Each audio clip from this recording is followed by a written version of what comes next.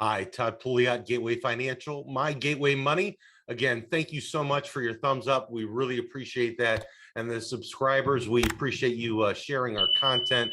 And we often have to do videos about things we don't like to talk about. And today is one that we've recently had a situation. And we have to talk about these things because it's our job. And it's not fun to have these conversations. But figuring out financial planning for our clients is certainly important because it takes one less things off a surviving spouse's shoulders. So when we want to talk about this, we want to talk about the options that an inherited IRA is for a spouse. So we created this flow chart. Should I inherit my deceased spouse's traditional IRA? We're going to address some of the common issues. There's a variety of factors and relevant rules that we need to discuss, and they can be extremely confusing. Mind you, the rules have changed recently, so we want to make sure we're updated on these rules. And we're going to talk about four main areas for you today as our next potential client. Inheriting the IRA versus rolling the IRA into the client's own traditional IRA. A 10-year rule versus a life expectancy rule.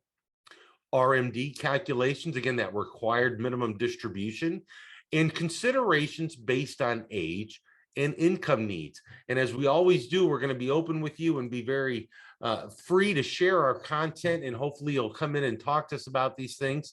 And we can talk about, should I inherit my deceased spouse's traditional IRA?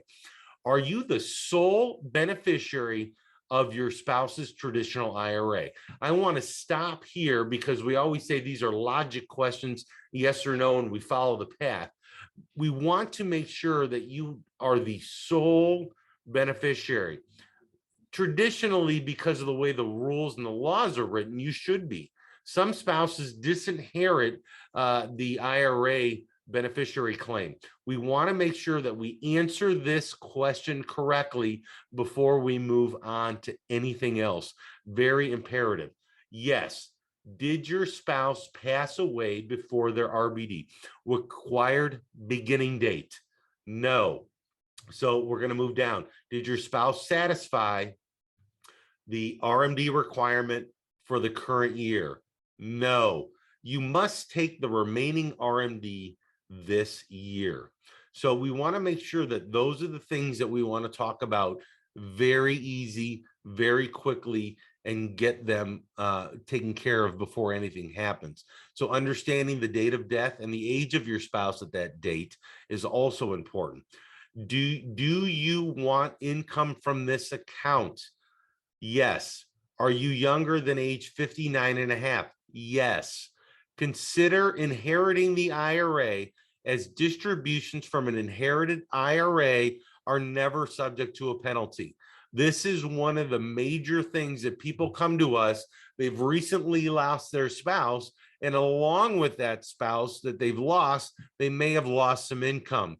So consider inheriting the IRA, as distributions from the inherited IRA are never subject to a penalty. That is a critical step for some people, because you may not have kids under 18 for child benefits or other benefits that you may need. This is a big one if you're still looking for that income.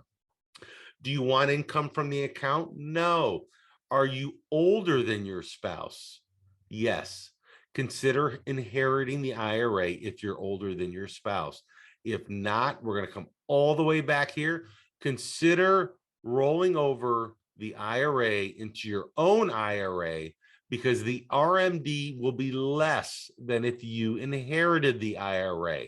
Those are very different situations there. So make sure you follow this workflow here very easily. So if you're back here, did your spouse pass away before the required beginning date? Yes. Which best describes your situation? You want income and are younger than 59, or you don't want income and are younger than your spouse? Consider inheriting the IRA, as distributions are never subject to a penalty.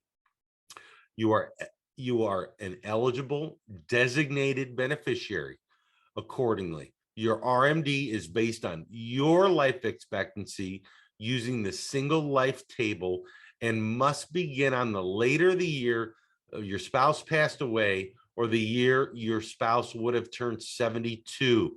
Again, we have updated this. This is post the Secure Act that was in 2020. We want to make sure that we're using the 72.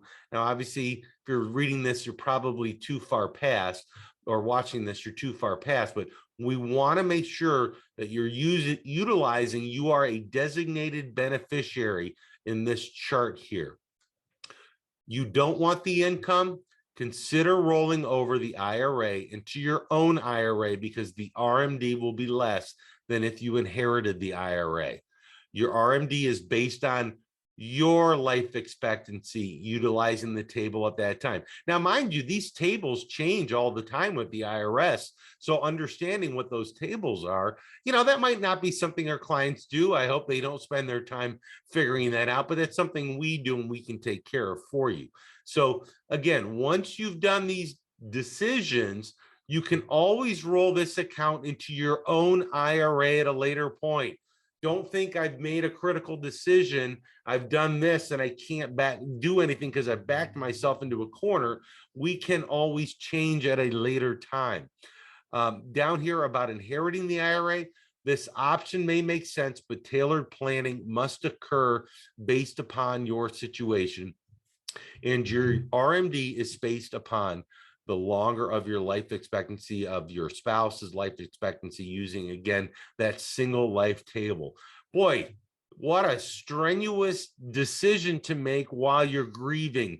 Make sure you have a really good financial planner sitting next to you and helping you with all these situations. These can be daunting, absolutely daunting things to take on. Now, normally what I tell people when their spouse passes away, take your time, go through the grieving process, be with your family and your loved ones and your friends, because your waves of energy are going to go up and down through this time. These are not decisions that need to be done within the week. Go ahead and go through that grieving process. And as you start coming out of that grieving process, work through all those financial things that you need to work through, all that checklist of things that need to happen. It does not need to happen within the first 30 days. Sit down, find a really good financial planner that'll sit beside you and work through flow charts like these and say, hey, here are my options and which options are best for me. Here's all the things that we know today, and plan for a good future and how that's going to impact your plan. So thanks for being here on this difficult flow chart, but we want to make sure we go through these flow charts and figure out what the plan is. Thumbs up. We appreciate you guys. Subscribe to our channel. It really helps us with the algorithm. And we look forward for you being here and making these suggestions on these flow charts and checklists. And thank you and have a good day.